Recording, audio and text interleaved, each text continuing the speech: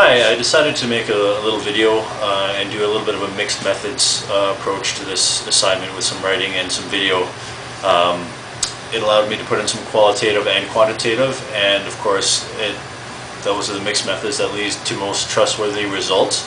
And I also thought that it would be oppressive in nature if I only made an assignment written, especially that it's on English language learners. So I thought that I needed to have some oral as well as some written to cover a wide range of people. I have an ELL background as far as teaching. I lived overseas quite a bit, and I taught ESL last year in Denmark. My wife is Danish and she has ESL, and our kids are both English language learners, and they have Danish as a first language, and that's what we speak in the home. And obviously they go to daycare and their schooling is in English, so they have English at school and Danish at home. This is obviously a big issue, especially in Canada. As stated in Ghosh and Abdi text, Diversity in Canada, diversity is increasing. Canada has over 300,000 new immigrants each year, and it's shown in the classroom with the increasing number of students that are English language learners.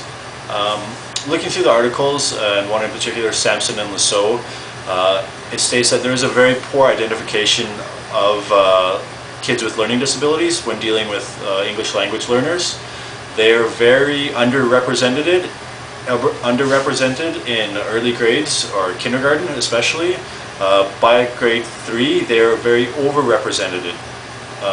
And that's because of the fact, especially in the United States with the No Child Left Behind Act, kids are not necessarily identified as having a learning disability in kindergarten because it is thought that their inability to catch up to their peers is due to their language and not because of a learning disability. Whereas by the time they get to grade 3, they haven't had any sort of help regarding their speaking or writing. They haven't had any extra help, let me say that. So they are starting to fall behind. So now the English language learners by grade 3 are overrepresented in special needs programs. So it is a tough thing because it's hard when teachers don't necessarily have an ELL background to know what tests they need to do or how they should be identified. So I think that's something that we need to step up as counselors and have a grasp on the tests that are out there and how accurate they are, because sometimes you can take a fluency test, for example, when students only need to read words, and they can do that very well, ELL students, but they're just word readers. They're not fluent in the comprehension part, and so that is sometimes these fluency tests say that the ELL student is all caught up, when in fact they're not really comprehending what they're reading. They're just good at word reading. So that's a thing, and we've seen in the test that early identification is key. And I explain on the blog several different types of assessment, and we need to be careful because they can be very oppressive in nature and delivery. So you can give a kid a test, especially in ELL, with a different background, and that they might do very poorly because of the content of the test. They may not understand the questions, so they're not being limited by their knowledge, but they're being limited by the language. And I think that's a big mistake that's made. We're given a test, we say, oh, they didn't do very good, but we don't know if it's because of their lack of comprehension or lack of language, or they have a learning disability. So we need to be very aware of that. So it's possible to use a translator in some cases. Obviously, with a wide range of kids in Canada, you can't always have a translator into their language, so it can be tough. And we can let kids present orally in their class, for example. They don't always need to produce written output, and I think that's a mistake that teachers make a lot, is they need to have the writing. It needs to be equality in the class as opposed to equity. So we can't be the same. We don't start at the same point. We'd like to end at the same point, but we're not showing equity in the classroom, I think, sometimes. I've never been witness to allowing a kid to present in their native language, and I think that helps them express themselves, even if other people aren't understanding, it shows the other kids in the class that they are fluent and they do have eloquent thoughts, but they maybe just can't express them, and it's a good lesson in diversity for the rest of the class as well. Then there are other adaptations. So in the Stansfield article that I reviewed, there are a lot of different types of adaptations. One would be a parallel development. It's a native language version of the test created parallel to the English version of the test, so they're created at the same time so that they can hopefully be trustworthy. A site translation, so you can have someone come on site and translate the test to them as they write it. There is scripted oral translation, so you have a translator read a script that has already been translated. There's a recorded oral translation, so the test has been translated onto a tape recorder or something, and then it's played back to the student when they need to get test instructions or when they need to read the test questions.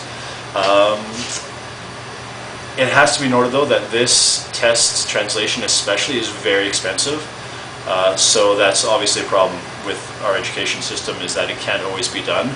It needs to go through a lot of different steps to make sure that it is valid and reliable and trustworthy. So it's the same for ELL students and for English-speaking students, so the test is equal, and that's a very lengthy and very costly thing to do. Our district has an ELL teacher that travels throughout the whole district to all of the elementary schools, and they have a caseload of approximately 80 students, so that's a lot. It only gives 8 to 10 minutes per student per week, which when learning a new language obviously is useless. It's not very effective, but that's the funding right now. I think it would be better if they came and give instructions to teachers that could be passed down, and then see students that need extra help as they can. But it's really tough when you only have one person to do it. So again, it's just a question of funding. And another thing that's not talked about a lot is all the ELL students are grouped together as one group, and in fact ELLs are not one group. They're very different, with very different backgrounds, very different needs, and actually in the Schultz article it stated that they should be divided into 4 categories. The newly arrived ELLs with a lot of formal schooling, so they've been in school their whole time. The newly arrived ELLs with very little schooling. Those kids that are exposed to 2 languages simultaneously, such as my kids are, and long-term ELLs that have been learning English for quite some time. For myself as a counselor, I would also allow for self-assessment. It gives them some say, and it allows the teacher or the ELL district coordinator to see what the need is. And I think self-assessment is a big piece that is important, especially to an ELL student, since they are so diverse. And as a counselor, my approach would be very holistic. So I would make connections with the family, the community, and their peers, anyone that they have a connection with. Discuss theories with them and practical issues that the teacher can use, the LART can use, things that the parents might be doing at home that could help them to be successful in the classroom. And not all LARTs or classroom teachers have experience with ELLs, and I think that's important to note. And as a counselor with experience in ELL, I think I can be an advocate for those students and help to create this team that will get the best out of them. And another thing that you can make the family aware of, and also the student, is their exposure outside of school. School is only a small part of their life, and being exposed to other kids and playing with those kids in English language is also important, and it also will help their development because they're outside of school for so much time, and if they're only speaking their native language with their family and they don't have a lot of peers that they're interacting with, their development will be slower. So I think all those things combined will be a part of the holistic approach that I hope to bring to this very large and diverse topic of ELLs. So I hope you enjoy the blog. Hope you can see the types of assessments that can be done and outlined, and yeah, that's all for now. Signing off.